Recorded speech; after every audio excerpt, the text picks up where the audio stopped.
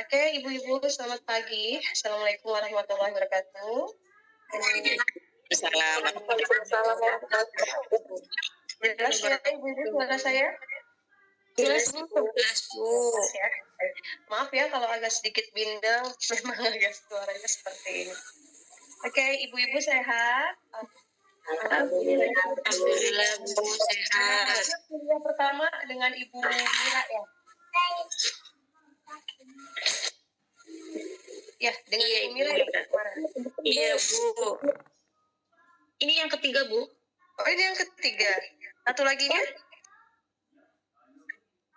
Kan yang pertama Ibu Mira, terus yang kedua dosen Irda ya, dan yang sekarang Ibu Nanda, yang ketiga.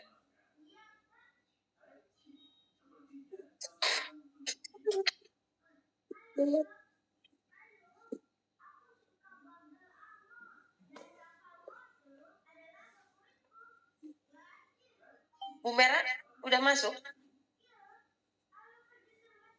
Tadi siapa aja tuh Bu? Kan belum Bu. Terus? Bu siapa? Kemarin?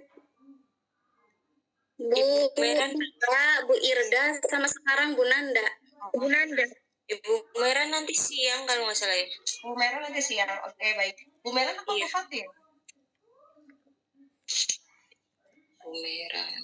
Bu Meran. Bu Mira sama Bu Fatin ya hari ini tuh ya? Iya betul. Iya, Ibu Meran dulu Bu. Iya. Ibu Nanti Meran jam 11. sama aja ya Bu ya. Nanti pada saat Bu Mira nanya lebih mana, kirimnya yang sekarang ya. Karena ini nanti sampai jam 5 sore. Oke? Baik, kita mulai ya Ibu-Ibu. Untuk materi ini, nanti mata kuliah saya yang praktik profesionalisme bidan itu ada 3 kali sebelum UTS dan 3 kali setelah UTS ya. Jadi nanti untuk perkuliahan nanti pokoknya yang jelas sampai dengan 6 kali gitu ya, sampai dengan UAS. Sehingga nanti PJ tolong ditekankan kepada dosen mata kuliahnya, kalau misalnya kurang dari 6 kali pertemuan, maka silahkan nanti dikonfirmasi ya. Oke. Untuk bioetik dan aplikasi dalam kebidanan ya. Saya jelaskan dulu apa sih itu bioetik. Kemudian nanti ada terkait dengan aplikasi atau implementasi dalam bioetik dalam pelayanan kebidanan. Ya. Ini sebagai pendahuluan karena bioetik ini lebih berfokus kepada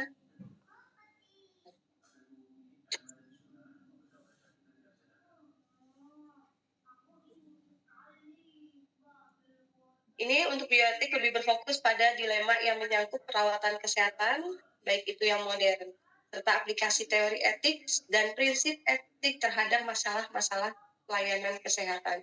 Sehingga dalam pelayanan kebidanan, khususnya di dalam ruang lingkup kesehatan, ini sangat penting sekali dalam mempelajari bioetik karena kita akan menghadapi berbagai masalah terkait dengan pelayanan kesehatan. Oke. Nah, ini konsep dasar dari bioetik profesionalisme bidan. Ya, untuk bioetik sendiri, ya ibu-ibu semua, mungkin kenapa sih perlu ada lagi yang namanya mata kuliah bioetik? Kalau D3 udah dapat dipelajari di mata kuliah apa Bu? Yang untuk bioetik udah belum?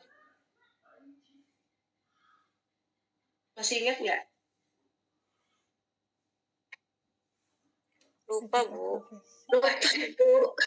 Kalau saya rasa sih kalau misalnya bioetik, kalau etikanya aja sih ada, cuman kalau bioetik etikanya ada ya. Makanya kenapa di dalam sarjana kebidanan kita lebih memperluas teori ya dibandingkan dengan praktek gitu. Oke. Bu Rizka lagi pelayanan?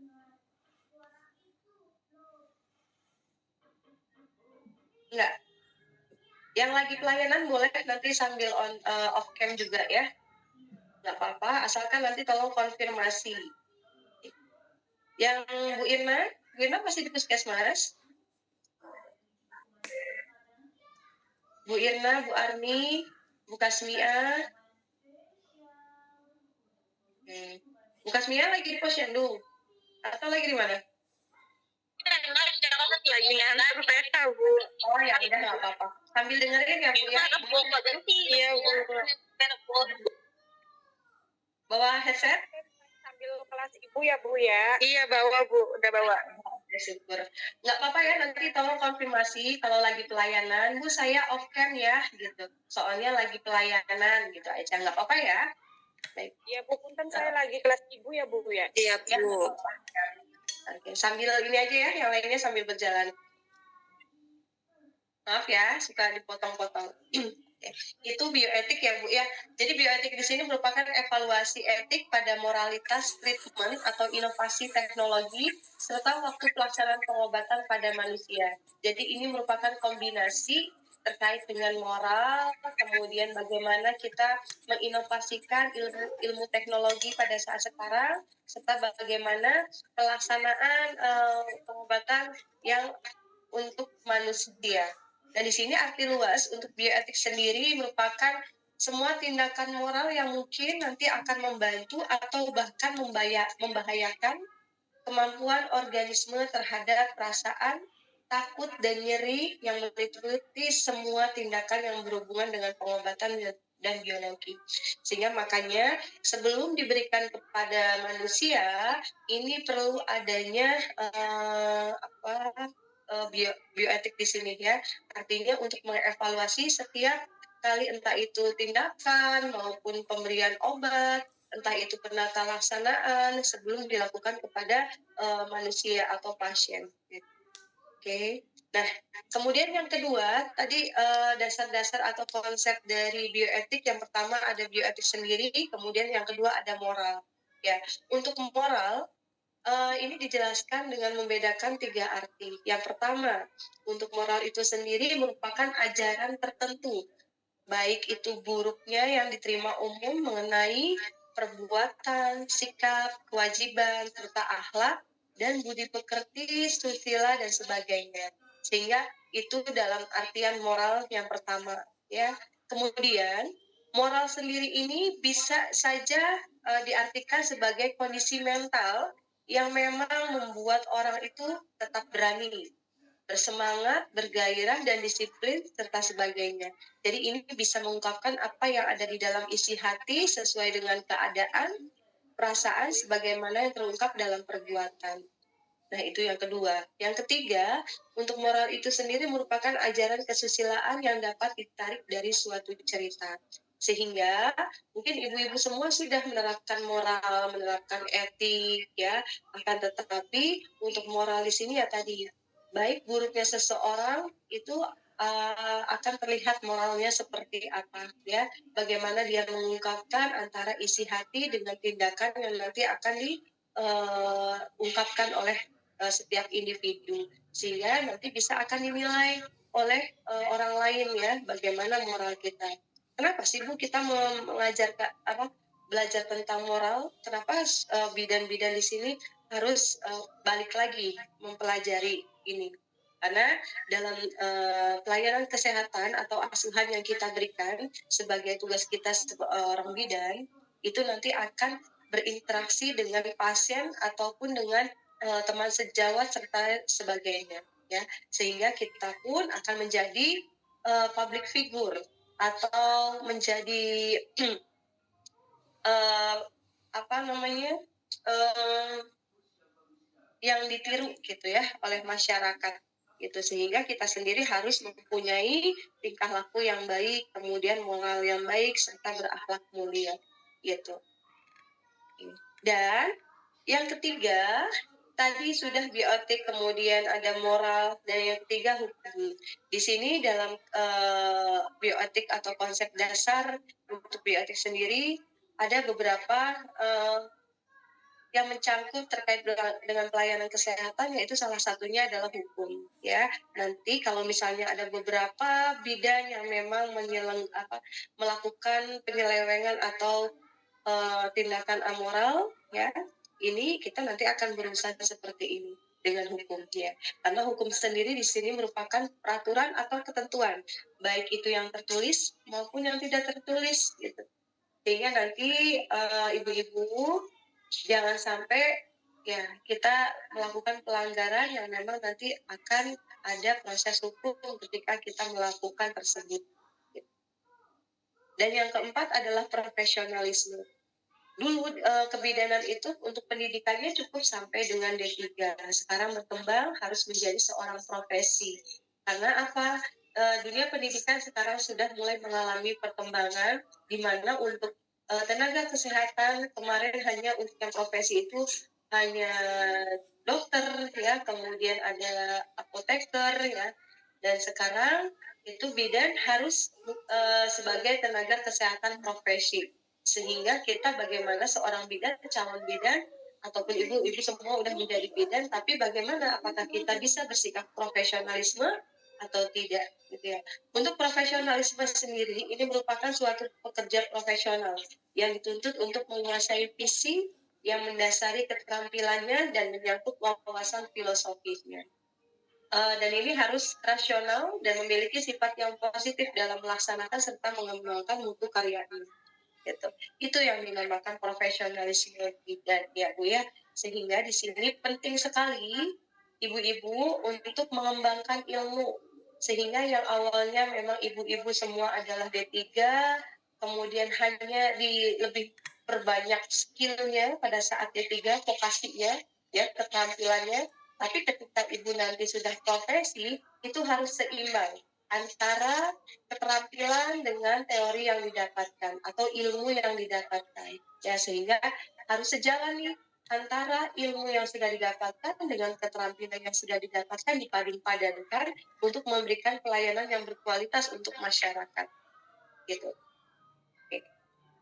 Nah, ini dasar-dasar untuk ke bioetik atau kode etik. Yang pertama, untuk dasar-dasar bioetik kode etik. Kode etik ini merupakan daftar kewajiban yang harus ditaati dan dibuat oleh profesi tertentu. Nah, pada saat ibu sebelum disumpah, ya, itu sudah ada yang namanya sumpah bidan. Diperkenalkan bagaimana seorang bidan itu harus bertingkah laku, harus melaksanakan tanggung jawabnya, ya, harus memberikan pelayanan kesehatan atau asuhan pada pasien, ya. Jadi di sini harus tercantum di dalam kode etik, ya, di mana kode etik ini sebenarnya bukan suatu hal yang baru untuk kita, ya, karena pada saat ibu D3 itu sudah dilakukan sumpah. Nanti pada saat ibu sudah dinyatakan lulus sebagai profesi, nanti akan disumpah juga, gitu. Dan ini mengatur tingkah laku bagaimana moral kita di suatu masyarakat, khususnya itu dalam konteks entah itu tertulis yang memang diharapkan akan dapat dipegang teguh oleh seluruh kelompok gitu ya, atau dalam hal ini adalah organisasi bidan. Gitu. Oke. Nah ini sebagai pengenalan kita sebagai bidan yang profesi. Bidan di sini sebagai suatu profesi. Mungkin ibu-ibu pengen kuliah lagi karena memang tuntutan pekerjaan, karena tuntutan pendidikan seorang bidan di mana pada tahun 2026 itu harus dituntut sebagai seorang profesi. Apabila ingin melakukan perpanjangan PB, maka diwajibkan harus sudah profesi gitu ya. Nah, makanya di sini ibu-ibu mungkin ya cuma hanya sekedar melanjutkan pendidikan aja gitu ya. Tapi kalau bisa jangan seperti itu. Ya, ketika kita meningkatkan pendidikan kita, meningkatkan ilmu kita pun di situ harus ada perubahannya. Harus ada perubahan diri, Bu. Jangan sampai kemarin-kemarin Ibu D3 masih melakukan hal-hal yang memang ini sekiranya saya perlu meningkatkan lagi deh pelayanan kesehatan yang harus diberikan kepada pasien ya.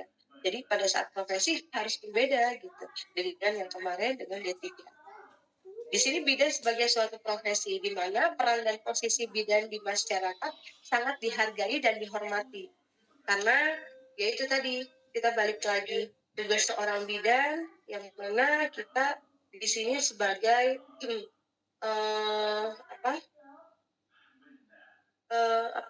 untuk tameng ya dalam menurunkan untuk kesehatan ibu dan anak, untuk menurunkan angka kematian ibu dan bayi ya, meningkatkan derajat kesehatan ibu dan anak.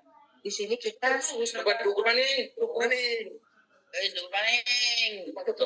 Sebagai tenaga kesehatan yang memang ada di ruang lingkup kesehatan ibu dan anak. Sehingga di sini akan dihormati karena tugasnya memang sangat mulia serta memberi semangat, membesarkan hati dan mendampingi serta menolong ibu melahirkan sampai ibu dapat merawat bayinya dengan baik. Itu seharusnya yang harus dilakukan seorang profesi mengikuti seorang ibu atau seorang pasien, khususnya di sini adalah seorang wanita, mulai dari dia prakonsepsi, konsepsi, kemudian dia pasca konsepsi dan sebagainya sampai dia bisa merawat bayinya dengan baik. Dan di situ kita ikutin Bu, supaya tidak adanya komplikasi atau mendeteksi dini untuk kelainan ya pada saat kita melakukan pelayanan kesehatan khususnya pada ibu dan anak. Dan di sini peran bidan, fungsi bidan dalam profesi ini mempunyai peran sebagai pendidik, pelaksana, pengelola dan peneliti. Ya, itu. Jadi untuk yang peneliti kira-kira udah pada dilaksanain belum?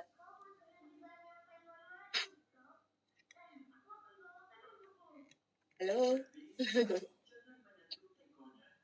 Yo, kira-kira udah pada dilaksanakan belum untuk yang tugas sebagai seorang peneliti?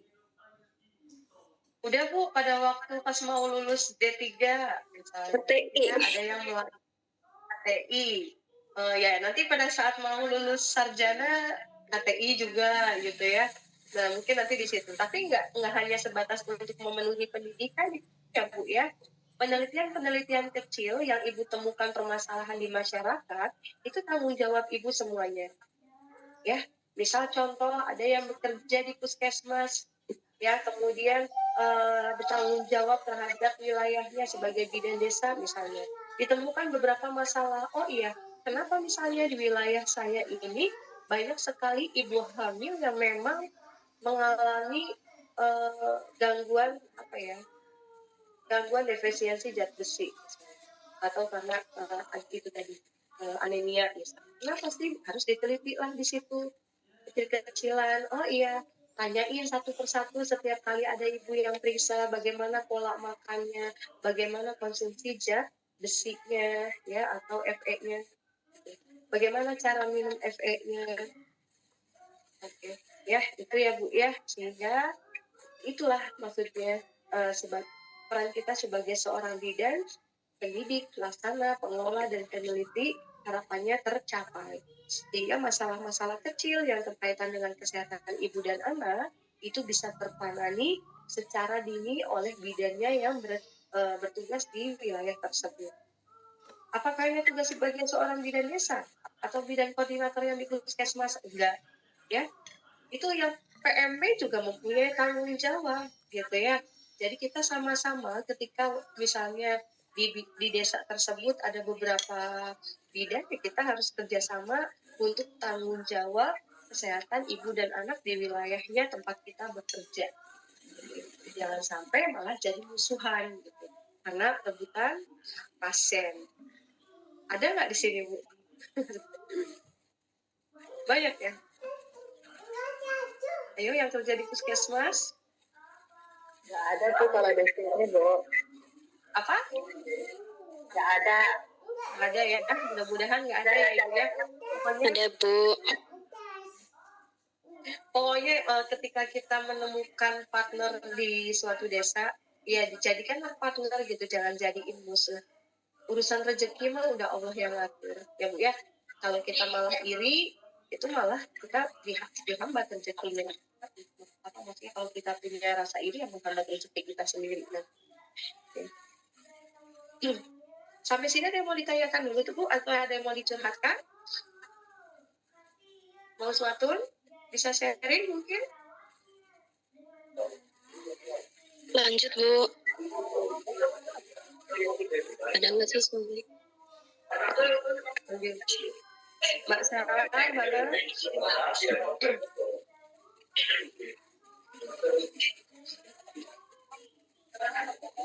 Oke, lanjut aja ya.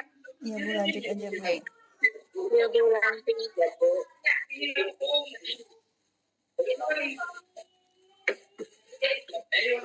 Masih kelihatan sunscreen-nya? PPT-nya masih kelihatan di situ layarnya? Masih, Bu. Masih ya? Kelihatan, Bu. Kepotong, Bu. Kelihatan. Kepotong, Bu. Potong. Udah. Kepotong, Bu. Enggak full. Oke. Ambil ya.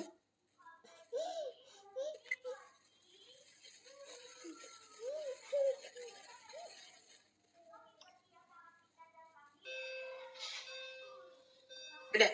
Full belum? Belum keluar, Bu. Belum keluar. Udah saya share nih. Udah, Bu. Ada. Udah, Bu. Udah, Bu. Udah. Siap, saya lanjut ya. Nah, ini tanggung jawab bidan, tugas bidan, kompetensi bidan. Mungkin ibu-ibu semua sudah tahu lah ya, bagaimana kita mempunyai tanggung jawab sebagai seorang bidan dan tugas kita sebagai seorang bidan serta kompetensi bidan, kompetensi kita sebagai seorang bidan. Tapi yang perlu ibu tekankan untuk tanggung jawab, tugas serta kompetensi, mulai dari sekarang tolong di flashback lagi ilmu-ilmu keterbaruannya, keterampilan keterbaruannya gitu ya. Dan yang paling penting di sini harus ada ibu pendekatan dengan masyarakat ya, untuk selalu care dengan ibu-ibu ataupun bayi balita gitu ya, yang ada di sekitar kita atau yang sebagai pasien kita gitu. Sehingga jangan Ada hanya es batu masalah aja nggak? fisik saja Kak Ibu Ini di sini, Bu. Di sini. kita Yang es periksa, batu itu ada. tapi yang saya ingatkan lagi, tolong Jujur, ketika Mbak Depi. bersentuhan Mbak Depi, langsung sini sampai anak apa ini? Tidak, jadi ini. mau satu Iya, iya, Bu. di itu dulu di mic. Iya, udah. Oke. Ya, jadi ya tadi ya saya ulangi lagi, nanti saya ingatkan kepada ibu-ibu ketika nanti memberikan pelayanan, jangan hanya pemeriksaan fisik saja yang lebih ditekankan, tapi tolong untuk masalah psikologisnya juga ditanyakan ya Bu ya, dengan kita menanyakan bagaimana kabar ibu, apakah ibu tidur nyenyak atau tidak, apakah suka menangis di malam hari atau tidak, gitu ya, itu akan menjadi ketenangan gitu untuk pasiennya ya. Berarti oh iya bidannya care terhadap dengan permasalahan psikologis. Siapa tahu masalah psikologis itulah yang menyebabkan komplikasi ibu pada saat hamil, bersalin ataupun nifas ya. Itu kemudian nanti di sini bagaimana kegunaan fungsi dan moralitas etik dalam pelayanan kebidanan. Di sini kegunaan serta fungsi moral serta etik yang dalam pelayanan kebidanan, yang pertama adalah untuk menjaga otonomi dari setiap individu, khususnya bidan sendiri dan klien. Artinya setiap bidan dan setiap klien mempunyai otonomi atau mempunyai keputusan, mempunyai hak ya dalam dia melakukan tugasnya sebagai seorang bidan, dan klien pun mempunyai hak untuk mengambil keputusan atas kesehatan dirinya sendiri gitu. Sehingga dengan adanya moral serta etik di sini yang harus kita terapkan dalam pelayanan, kita mengerti bagaimana tugas kita dan kita menghargai setiap keputusan klien ya.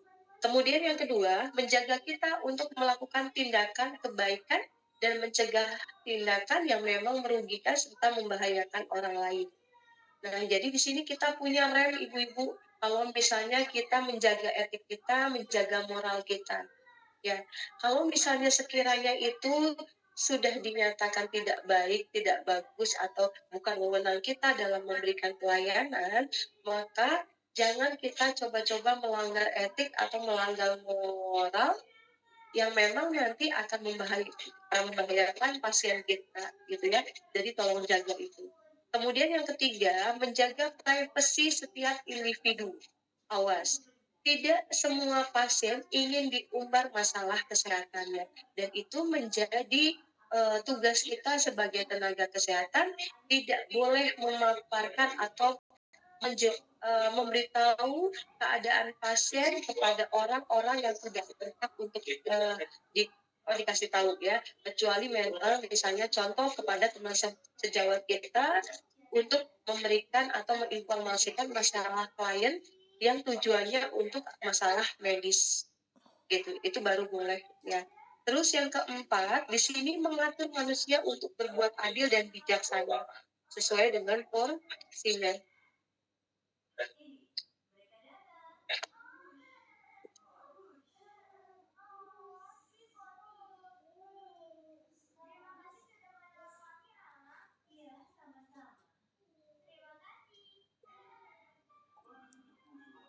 Punten suaranya hilang.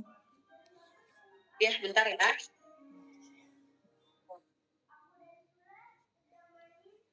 Oke, maaf tadi ada iklan. Kemudian di sini dengan etik juga kita mengetahui apakah suatu tindakan itu dapat diterima dan apa alasannya. Ya, dengan etik yaitu tadi sebelum kita memberikan pelayanan kepada pasien, apakah keterampilan yang kita terima sudah terbukti itu bermanfaat untuk orang lain atau tidak. Jadi jangan asal-asalan, misalnya contoh ada pengobatan yang bagus untuk ibu hamil seperti ini tanpa adanya penelitian sebelumnya. Ya, jangan sampai kalau misalnya pada saat kita memberikan pengobatan, tiba-tiba pengobatan itu belum terbukti, apakah kebenarannya bisa diberikan kepada pasien atau tidak, kita sudah langsung memberikan. Nah, jikalau ada hal-hal yang tidak di luar dari dugaan, yaitu bukan salah ini ya, bukan salah pasien ya, tapi salah kita. Karena kita memberikan tanpa dasar adanya penelitian terlebih dahulu. Gitu. Kemudian mengarahkan pola pikir seseorang dalam bertindak atau dalam menganalisis suatu masalah. Dalam artian di sini dengan adanya etik dan moral itu akan menjadi pola pikir kita. Ya, apakah kita nanti bagaimana nih harus bertindak dan bagaimana kita menganalisis suatu masalah yang ada di yang kita hadapi, ya, entah itu pasien individu kah, entah itu masyarakat kah, gitu ya. Sehingga di sini kita bisa memberikan kontribusi kepada masyarakat terkait dengan permasalahan kesehatan, ya, dengan pola pikir, dengan kita menerapkan moral serta etik, ya. Kemudian selanjutnya di sini menghasilkan tindakan yang benar. Jelas sekali kalau menghasilkan tindakan yang benar. Karena dengan adanya etik dan moral, kita bisa berperilaku dengan baik, berperilaku dengan benar, ya, sehingga kita menghasilkan atau perilaku yang baik juga kepada orang lain. Yang selanjutnya mendapatkan informasi tentang hal yang sebenarnya. Awas ibu-ibu, tidak semua pasien itu menceritakan masalah kesehatan. Ada beberapa pasien yang ketika dia mau periksa, dia menyembunyikan permasalahan kesehatannya. Ya, mungkin banyak sekali yang ditemukan kasus, misalnya bidan-bidan ceroboh tidak melakukan anamnesa secara komplit, sehingga pada saat akhirnya pasien itu tidak diketahui sedetail mungkin masalah kesehatan yang seharusnya yang kita gali dengan benar, gitu ya, di awal-awal. Nah, kalau misalnya kayak gitu ya itu tadi, kita mempunyai hak ya untuk menanyakan secara komplit dan mendapatkan jawaban yang benar sebenar-benarnya dari pasien. Kalau kita menerapkan etik serta moral kita dalam segi anamnesanya. Ya, makanya di sini ada cara-cara dalam menanyakan ya terkait dengan masalah-masalah kesehatan yang memang si ibu tidak mau menceritakan. Jadi nanti akan ada tuh keterampilan komunikasi efektif. Kalau dulu udah pernah dikasih komunikasi efektif, tapi nanti di sarjana di semester 2 akan ada lagi untuk mata kuliah komunikasi efektif lebih luas lagi dibandingkan dengan D3. Sehingga di sini kita bermain peran bagaimana menggali masalah-masalah yang ada di pasien dan bagaimana kita harus berbicara, bagaimana kita harus bersikap, ya, bagaimana kita harus menanggapi kehidupan pasien. Kemudian selanjutnya memberikan petunjuk terhadap tingkah laku perilaku manusia antara baik dan buruk, benar atau salahnya, ya, sesuai dengan moral yang berlaku pada umumnya. Kemudian berhubungan dengan pengaturan hal-hal yang bersifat abstrak, dan hal-hal yang memang bersifat abstrak, contohnya misalnya ada beberapa peraturan-peraturan yang memang tidak tertulis, ya, Seperti contoh ada adat budaya di suatu desa atau suatu tempat tertentu yang memang mempunyai peraturan-peraturan adat. Ya, jadi kalau misalnya ibu-ibu pernah mendengar ada beberapa bidan yang ditugaskan di suatu daerah yang dia sulit untuk melakukan tindakan apapun yang memang harus dilakukan karena tadi masalah adat. Nah, itu kita harus harus bisa tuh. Itu akan ketemu terus dengan kita. Ya, entah itu sulit dalam memberikan pelayanan kesehatan, entah itu ada pasien yang memang kekeh ya, entah itu masalah agama juga kan bisa ada beberapa kelompok tertentu yang tidak membolehkan terkait dengan KB ya, itu tidak boleh menggunakan KB sedangkan anaknya banyak dan sebagainya. Nah, itu kita bagaimana harus bersikap gitu ya. Kemudian memfasilitasi proses pemecahan masalah etik ini jelas kita di sini nanti sebagai tenaga kesehatan yang profesional nanti harus bisa bagaimana untuk mengatur atau memfasilitasi atau sebagai penengah ya dalam proses pemecahan masalah etik. Kemudian mengatur hal-hal yang bersifat praktik.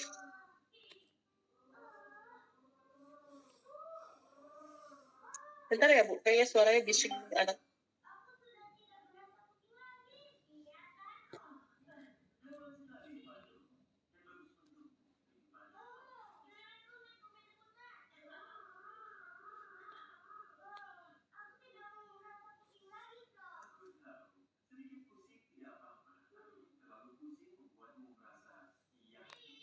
Profesinya yang biasa disebut dengan kode etik profesi.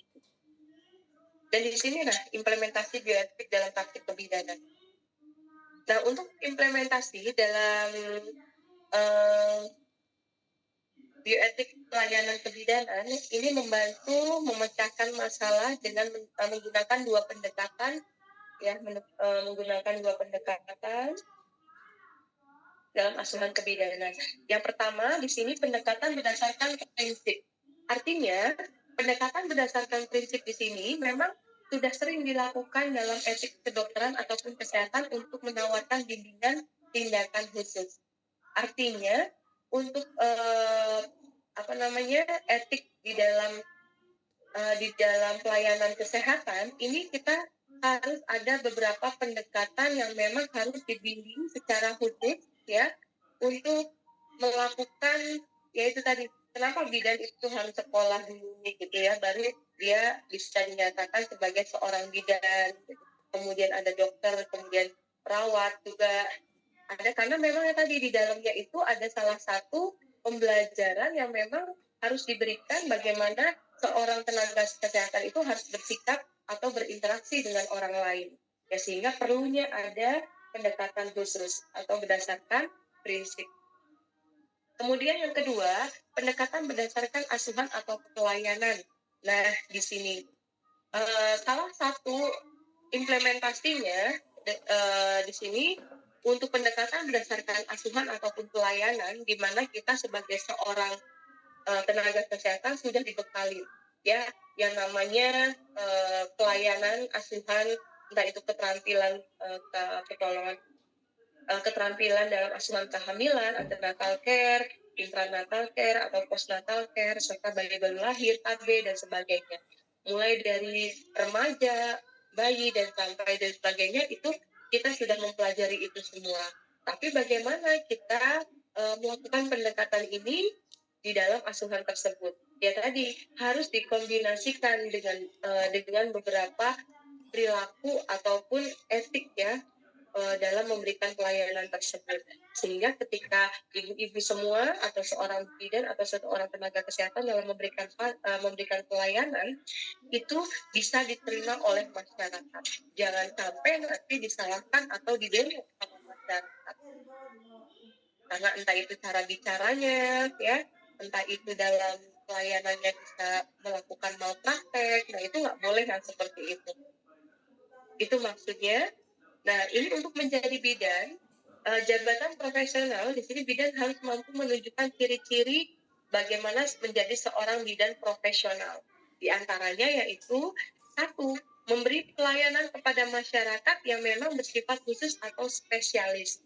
Dalam artian di sini, kenapa kita memberikan pelayanan kepada masyarakat yang bersifat khusus atau spesialis?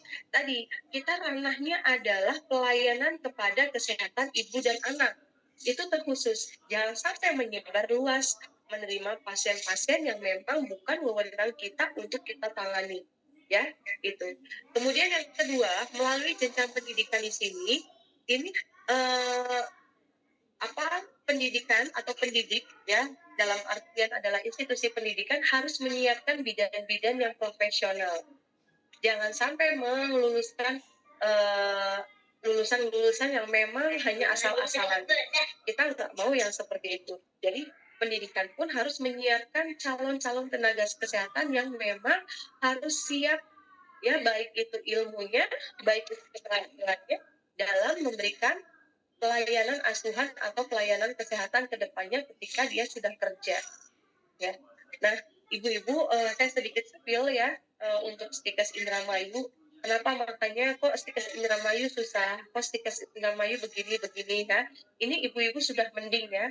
Kalau misalnya angkatan 1 yang kemarin yang non reguler itu udah full perkuliahan itu 7 kali sebelum UTS, 7 kali setelah UTS, dan ada beberapa perkuliahan yang harus tatap muka ya, harus ke kampus, prakteknya beneran, ada KKN dan sebagainya, itu beneran dilaksanakan ya. Tapi sekarang ada program RPL, bagaimana nih seorang bidan ini untuk melanjutkan pendidikannya untuk dimudahkan, karena tadi terbentur oleh waktu di mana tahun 2026 ini harus semuanya sudah profesi, sehingga organisasi dan dinas Kementerian Pendidikan membantu nih ibu-ibu bidan yang sudah melaksanakan pekerjaan ya, atau sudah mendapatkan pekerjaan supaya bisa mudah untuk melanjutkan proses pendidikan dengan cara yang tadi program RPL. Tapi tadi untuk yang di Stikes Indramayu, kami tidak mau hanya meluluskan mahasiswa hanya sekedar di akhir ketemu pada saat wisuda gitu. Nah, kita nggak bisa seperti itu ibu-ibu ya, karena kita sini mempunyai tadi etik dan moral tadi sebagai pendidik, di mana ibu-ibu semua mempunyai hak untuk memperoleh ilmu dari kami, sehingga kami juga punya wewenang untuk memberikan ilmu yang harus disampaikan gitu ya. Jangan berkecil hati ya Bu ya, walaupun nanti sekolahnya di Stikes Indramayu dengan ada perkembangan ribet-ribet nih kuliah, udah mana lagi kerja, kuliah, tak apa, kita akan ada nanti. Bisa di ini mikrofonnya.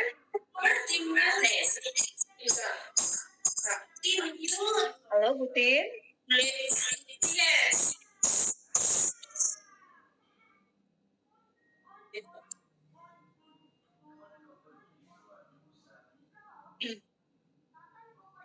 Maleni lagi di klinik atau di mana? Aku lagi di puskes. Oh, lagi di puskes. Oke. Ada yang mau ditanyakan sampai sini? Atau ada yang mau di-share-kan? Jadi Mbak Uswatun, Mbak Leni, ini kalau kuliah pagi kira-kira mengganggu nggak? Mengganggu ya? Saya nggak malam, Bu. Apa? Dinas malam. Dinas malam? Walah. Biasanya kan kita di atas jam 12 kan, Bu. Iya, ya memang di jadwal itu di atas jam 12 ya. Cuma saya pikir tuh hari Sabtu udah free gitu. Maksudnya udah agak longgar dan sebagainya. Jadi ada beberapa yang memang saya nggak bisa gitu di hari kerja, karena kita juga lagi banyak yang skripsi kemarin. Akhirnya ya itu di hari Sabtu harusnya di atas jam 12. Tapi makanya nanti di sini kesepakatan aja ya Mbak Leni ya. Kalau misalnya ibu-ibu memang nggak bisa di jam pagi seperti yang saya jadwalkan sekarang, nggak apa-apa, ngomong aja ke dosennya gitu ya, biar sama-sama enak. Tapi sekiranya ya udahlah nggak apa-apa gitu di jam pagi juga, asalkan tadi dengan sama-sama bisa gitu ya. Yang Mbak Leni ya. Siap, Bu. Siap. Kemarin tuh ketua kelas mau suatu ya. Iya, Bu. Oke. Pokoknya nanti Mbak Atun Kalau misalnya di kelompok ada beberapa informasi, tolong dikonfirmasi ke saya selaku wali kelas. Ya, jadi Siap, biar siap. enak. Ibu misalnya, Bu, pengen ini, pengen itu, Bu, banyak tugas dan sebagainya misalnya gitu ya. Iya, Nggak apa-apa ngomongin aja. Nah, siapa tahu ada jalan keluar. iya. Oke, Bu. Oke. Cuma jangan keluar, nggak mau profesinya di Stikes, kita udah satu paket loh, ingat ya. Kita juga udah satu Oke, misi, baik. Bu. Lulus bareng. Iya. Aduh. Misi-misi, Bu. Iya benar. Misi-misi. Oke, itu kita lanjut ya. Atau ada mau Lanjut. yang disampaikan, ada yang ingin di sharingkan gitu. Kita sama-sama sharing aja. Di sini kuliah kita sama-sama saling sharing, barangkali di pelayanan juga memperoleh keterbaruan ya terkait dengan apa yang saya sampaikan. Maka silahkan disampaikan sehingga kita bisa saling memberikan ilmu gitu. Cukup? Atau mau Lanjut dulu, Bu. Ya? Lanjut dulu, Bu. Sekarang jam berapa sih, Bu? Jam 10. Jam Lewat 2, Bu. lewat 2. Oke. Baik. Kita harusnya kan sampai 50 menit aja ya. Nah, nanti saya sekarang 2 kali pertemuan ya, Bu ya. Jadi 100 menit. Karena setiap kali temunya itu nanti dosen-dosen memberikannya 50 menit untuk pengajaran. Ya. Jadi nanti jikalau ada dosen yang lebih, maka Ibu ini untuk 2 kali pertemuan atau 1 kali pertemuan gitu ya. Iya. Kemudian yang selanjutnya ada beberapa hal yang harus dimiliki sebagai seorang profesional. Di sini harus memiliki kode etik bidang, memiliki etika. Awas, kode etik dan etika itu berbeda. Kalau kode etik di sini dinaungi di dalam suatu organisasi, tapi kalau etik atau etika itu individu ya. Jadi di mana seorang profesional itu harus memiliki kode etik dan etika bidang. Kemudian memiliki standar pelayanan. Jelas ya Bu ya, harus sekali untuk melaksanakan atau memiliki yang namanya standar pelayanan. Ibu-ibu semua, kalau misalnya ibu ingin mengembangkan potensi yang ada di diri ibu dari sekarang harus mempunyai standar. Bagaimana ke depan saya nanti menjadi seorang bidan, gitu. Ya, jadi sehingga terencana gitu atau tersusun pada saat untuk meraih atau mendapatkan visi yang nanti akan kita capai. Kemudian yang selanjutnya memiliki standar praktik. Kalau standar praktik, standar pelayanan memang sudah ada, tapi bisa kita kembangkan dengan mengikuti beberapa pelatihan. Ya, sehingga di situ dengan adanya standar praktik yang dasar, ya seperti asuhan kehamilan, persalinan, nifas, dan BBL, ada juga nanti pelatihan-pelatihan untuk menunjang dalam pelayanan asuhan kebidanan. Gitu ya. Kemudian memiliki standar pendidikan berkelanjutan. Nah, salah satunya di sini adalah ibu-ibu semua. Ya, ibu-ibu semua sekarang sedang menjalankan proses untuk melakukan kelanjutan dari pendidikan yang dari D3 sampai dengan nanti profesi. Nah, itu ya. Karena memang tahun 2026, jikalau ibu ingin membuka praktek atau berada di ruang lingkup instansi pelayanan klinis atau kesehatan, ya, itu harus wajib sudah profesi, gitu ya. Jadi nanti untuk yang program RPL pun kami dibukanya cuma sampai tahun 2027. Sampaikan kepada teman-teman, tahun 2027 ke sana itu kita nggak buka lagi nantinya untuk khusus yang bidan. Nanti balik lagi ke yang waktu di awal gitu ya, yang sebelum ada RPL gitu. Jadi udah untung ya Bu ya, udah masuk di tahun sekarang ya, nggak menunda-nunda pendidikan karena ada COVID-nya juga kita melanjutkan pendidikan di tahun ini. Oke. Kemudian, bidan juga dituntut di sini memiliki tanggung jawab sebagai berikut. Yang pertama, mengembangkan keterampilan dan kemahiran seorang bidan. Nah, di sini ibu-ibu semua, saya tekankan, harus ada perubahan perilaku, harus ada perubahan pelayanan, harus ada perubahan etika. Ketika ibu-ibu yang tadinya pendidikannya cuma D3, ketika nanti ibu udah lulus profesi, itu harus sudah ada perubahan, ya, baik itu dari segi ilmu maupun keterampilan. Sehingga di sini ibu ketika sudah menjalankan sarjana ataupun nanti profesi, harus sudah terbuka pikirannya untuk mengembangkan diri, mengembangkan potensi yang ada di diri ibu. Jangan sampai sama ataupun stuck dengan di tertentu saja, gitu ya. Jadi harus dikembangkan. Kemudian yang kedua, mengenali batas-batas pengetahuan, keterampilan pribadinya dan tidak berupaya melampaui kewenangan ya dalam praktek klinik. Artinya ya tadi ya harus punya rem. Bagaimana kita harus melakukan pelayanan. Itu jangan sampai kita melampaui batas-batas yang memang bukan menjadi wewenang kita sebagai tenaga bidan atau profesi bidan.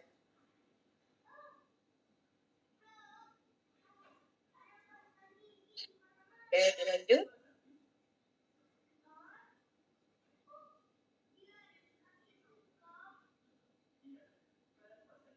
Nah, kemudian ada memelihara kerjasama yang baik dengan staf kesehatan rumah sakit pendukung untuk memastikan sistem rujukan jelas ya. Kemudian melaksanakan kegiatan pemantauan mutu yang mencakup penilaian sejawat pendidikan berkesinambungan, kemudian mengkaji ulang kasus audit maternal dan perinatal.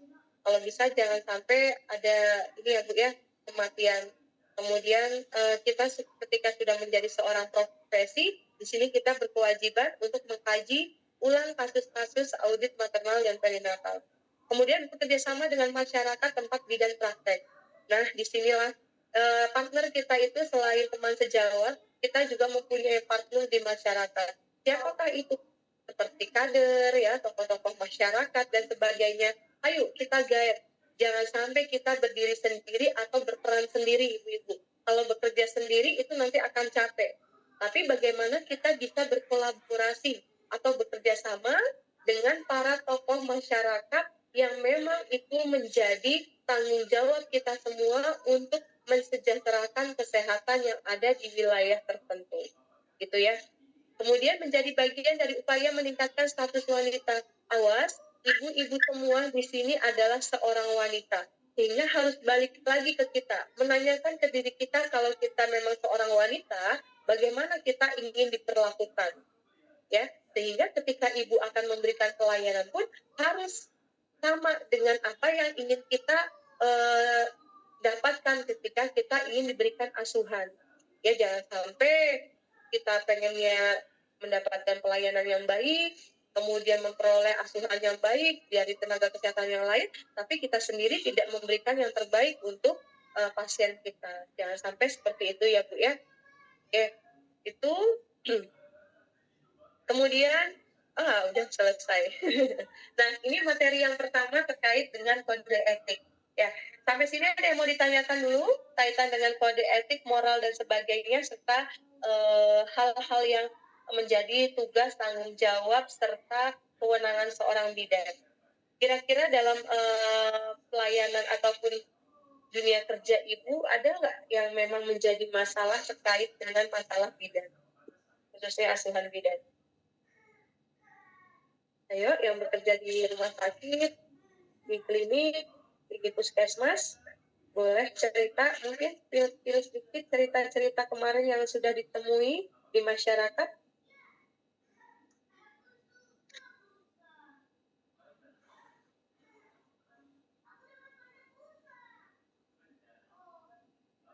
Cukup ibu-ibu? Ini yang lagi Bu, izin tanya Bu.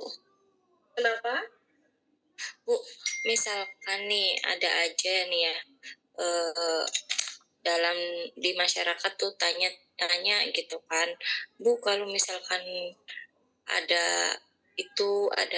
bayi baru lahir gitu, pengen adopsi bayi itu lewat kita gitu, lewat bidan itu, kode etiknya gimana ya Bu ya? Misalkan. Baik. Udah itu Mbak Leni? Iya, itu aja. Oke, baik. Iya, banyak sekali kasus yang seperti itu ya Bu ya. Ibu-ibu bidan jadi perantara untuk mengadopsi bayi. Asalkan gini, kita sudah kita harus tahu bagaimana aturan hukumnya, bagaimana etik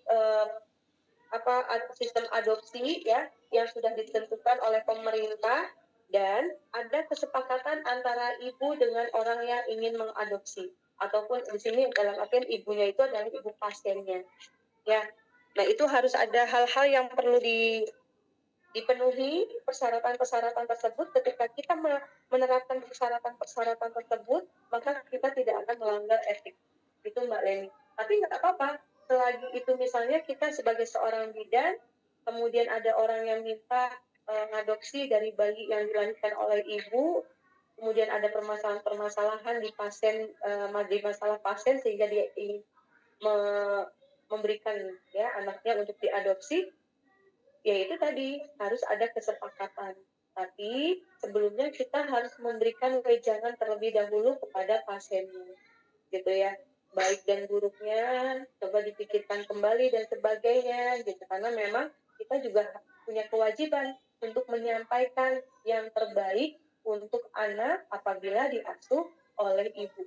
Maksudnya lebih baik diasuh oleh ibunya sendiri. Tapi kalau misalnya dari segi masalah ekonomi, masalah kesehatan ibunya, kemudian masalah keluarganya dilihat tidak mendukung untuk perawatan bayi lahir tersebut, is okay, kita boleh memfasilitasi kaitan dengan adopsi. Karena memang kemarin-kemarin ada beberapa yang tentang kasus, kalau yang pernah saya temui itu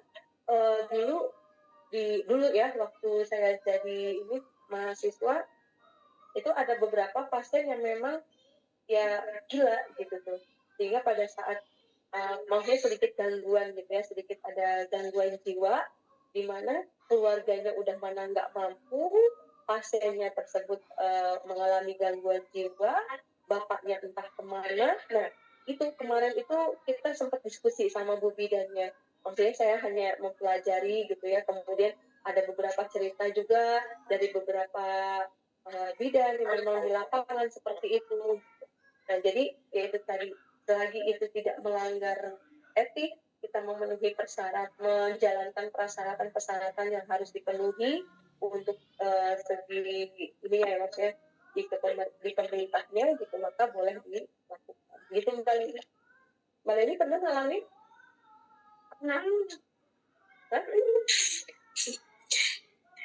Belum sih Bu. Belum.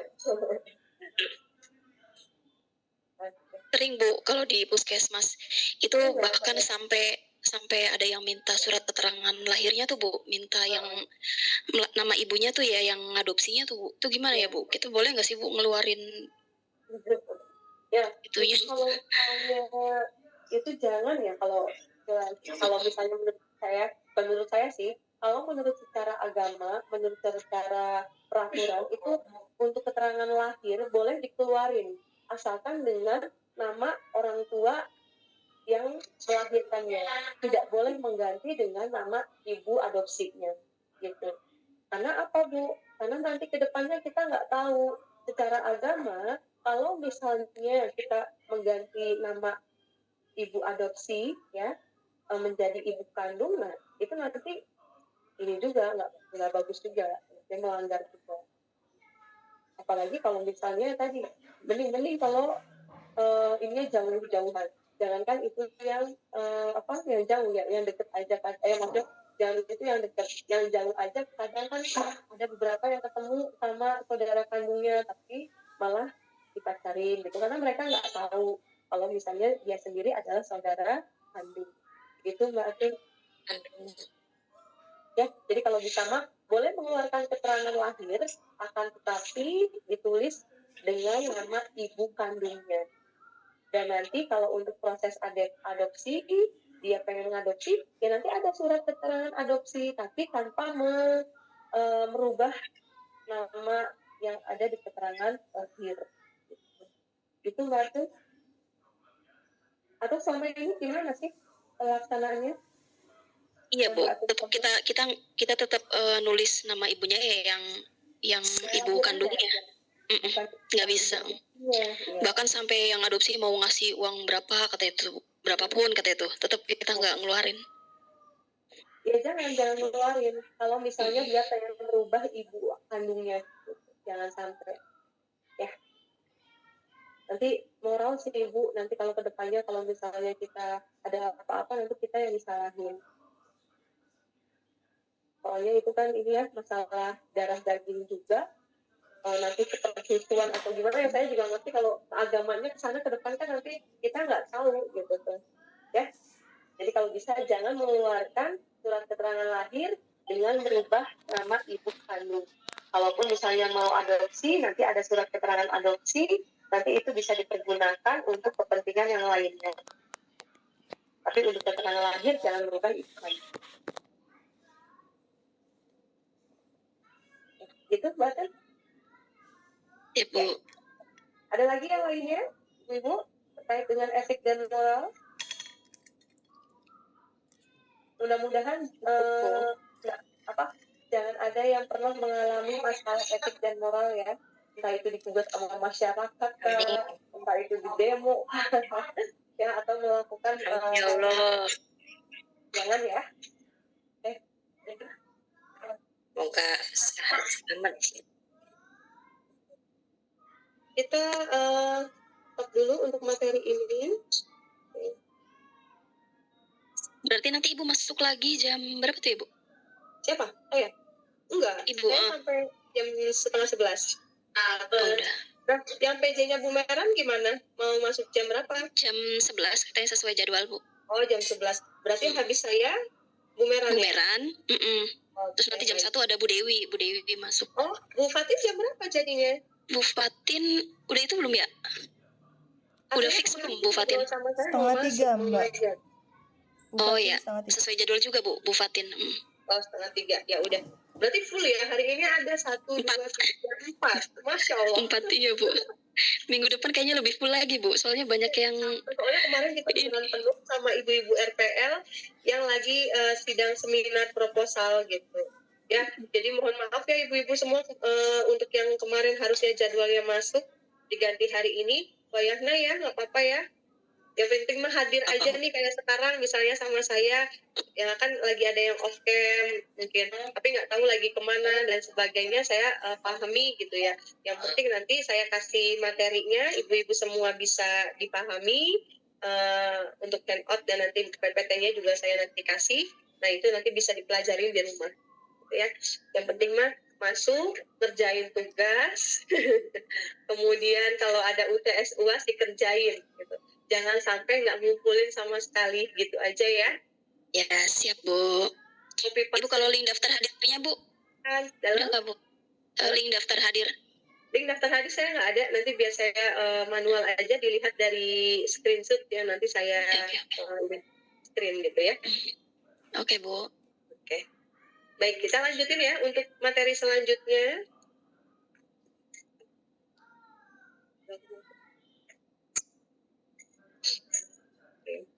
Untuk materi selanjutnya adalah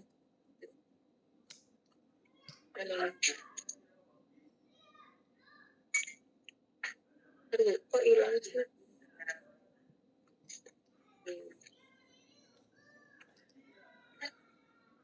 Ini kita sebentar aja kalau yang materi sekarang karena memang untuk materi ini itu sedikit sudah saya spill di awal ya. Tapi di sini hanya untuk saling sharing aja terkait dengan tanggung jawab bidan dalam memberikan pelayanan pada ibu bersalin, nifas dan bayi baru lahir ya. Di dalam D3 pun untuk materi ini nih sudah disampaikan.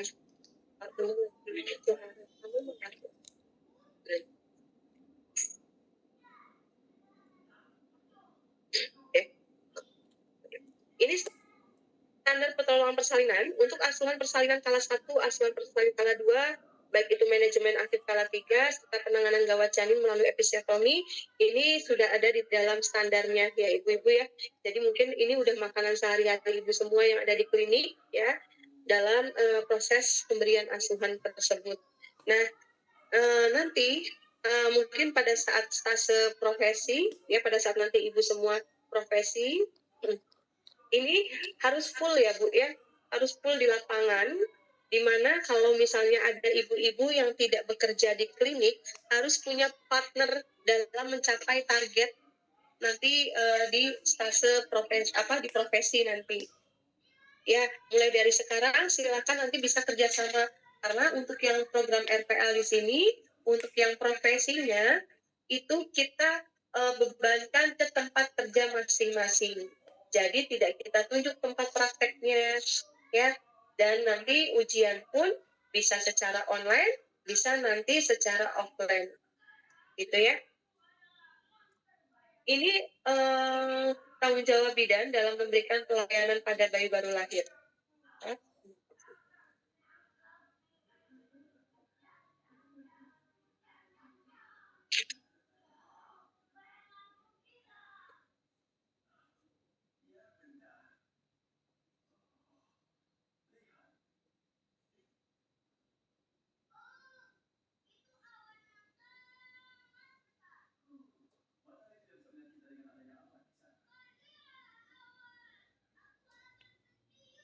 Oke, nah, menurut peraturan pemerintah, peraturan Menteri Kesehatan dari nomor 53 tahun 2014 yang memang mengatur pedoman pelayanan kesehatan neonatal, ini peraturan memang sudah waktu dulu juga masih ini ya, masih sama, di mana ruang lingkup yang memang seperti pencegahan komplikasi neonatal, perawatan bayi baru lahir, penanganan bayi baru lahir, masalah kesehatan dan pemberian imunisasi ini sudah menjadi tanggung jawab seorang bidan. Untuk asuhan bayi baru lahir itu sama ya seperti waktu kita yang mungkin nanti ibu-ibu kan sudah ada yang ikut MU dan sebagainya, sudah ada pembaharuan dan sebagainya, ini masih sama. Dan ini untuk tanggung jawab bidan dalam pelayanan ibu nifas ya. Kontrol nifas 4 kali ya Bu ya. Nah kalau yang ibu hamil berapa sekarang? Minimal kontrol ibu hamil 6 bukan Bu? 6 ya. Trimester 1 berapa kali? 6. Trimester 1 berapa kali? 1 Bu. Trimester 1 1, trimester 2 2. 2, terus Trimester 3 Trimester 3 3. 1 2 3 ya. Itu semuanya 6 kali. Tapi ada yang menyebutkan tuh Bu, trimester 1 2 kali, trimester 2 1 kali, trimester 3 3 kali. Nah itu. Jadi yang terbarunya sekarang adalah trimester 1 1 kali, trimester 2 2 kali, trimester 3 3 kali. Awas, kunjungan wajib ke dokter SPOG di usia kehamilan berapa Bu? 12 minggu dan 32 minggu. 12 minggu dan 32 minggu. Nah, tadi yang beranggapan pemeriksaan kehamilan 6 kali di trimester 1 2 kali, trimester 2 1 kali, trimester 3 3 kali, itu yang trimester 2 2 kalinya itu satunya adalah untuk USG ke dokter. Ya, tapi kalau misalnya secara ininya apa kemarin teori yang didapetin saya sama ya sama ibu-ibu yang tadi sebutkan 1, 2, dan 3. Tapi kalau dari segi pelayanan itu untuk trimester 1 2 kali 1 di bidan, 1 kali di dokter harus USG. Untuk pemeriksaan USG trimester 1 dengan trimester 3 itu wajib ya. Karena tadi untuk deteksi dini kelainan baik itu pada bayi maupun pada ibunya. Tapi khususnya di sini ditekankan untuk pada bayi. Itu ya. Oke, kita lanjut.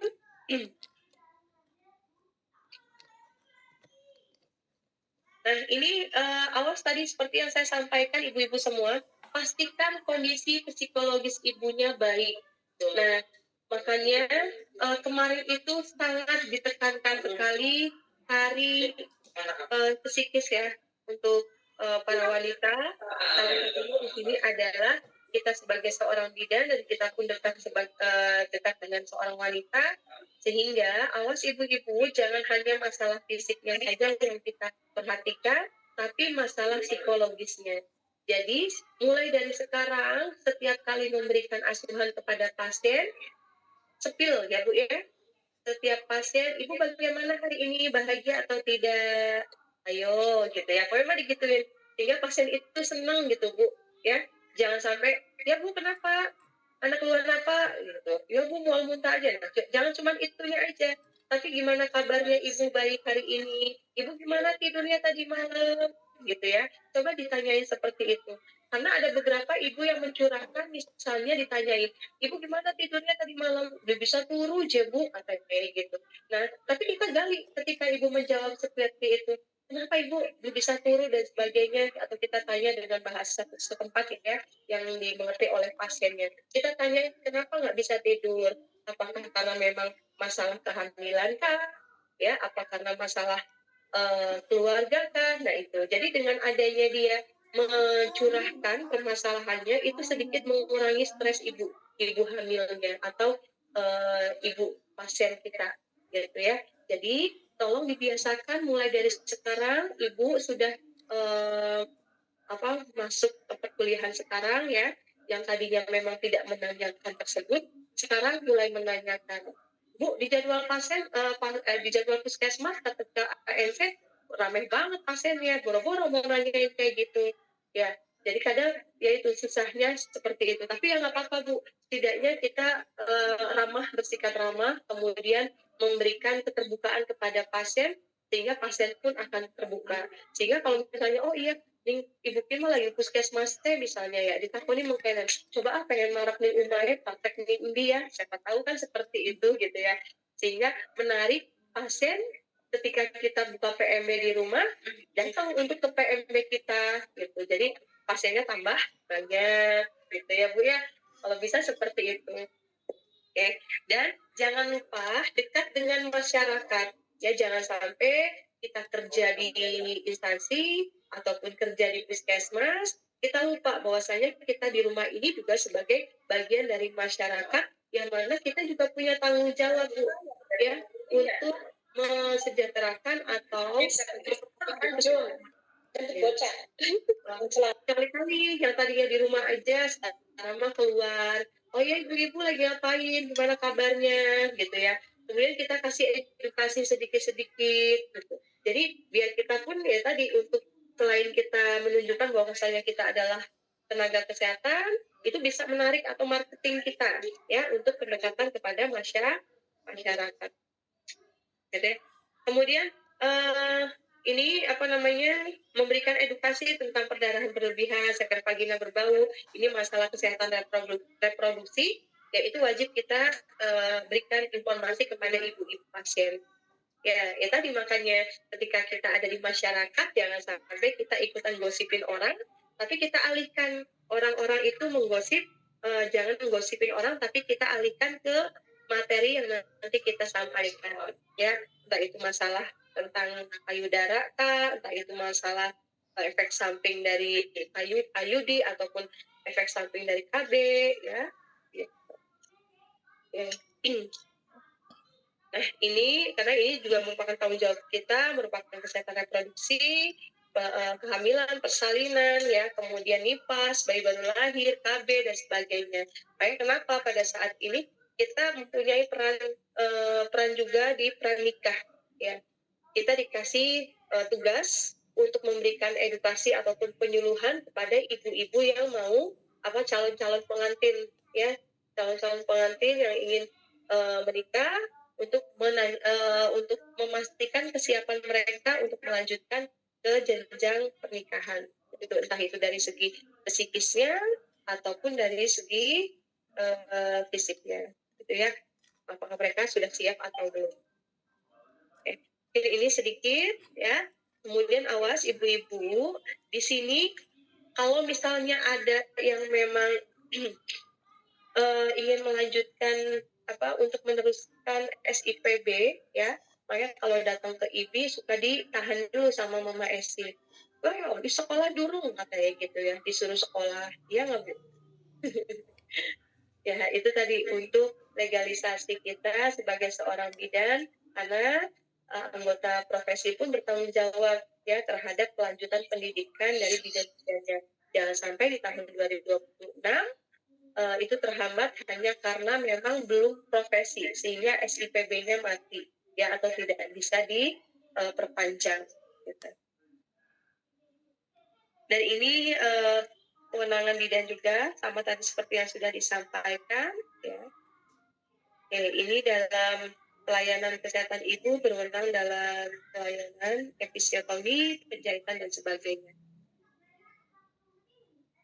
Nah, mungkin ini sedikit Bu, karena memang dari materi ini ibu-ibu semua juga sudah pernah mengalami, dan kita untuk materi ini hanya mengulas balik dari Ini nih materi dulu ada di konsep kebidanan kalau tidak salah. Ya waktu tidak. Oke, sampai sini ibu-ibu cukup. Ada yang ingin ditanyakan? Sudah 100 menit saya memberikan materi. Ya, cukup Bu. Cukup ya. Cukup Mbak Eni atau Mbak siapa nih? Mbak Cukup Bu. Tasnia? Udah? Barista Cukup. ada yang tanyain nggak?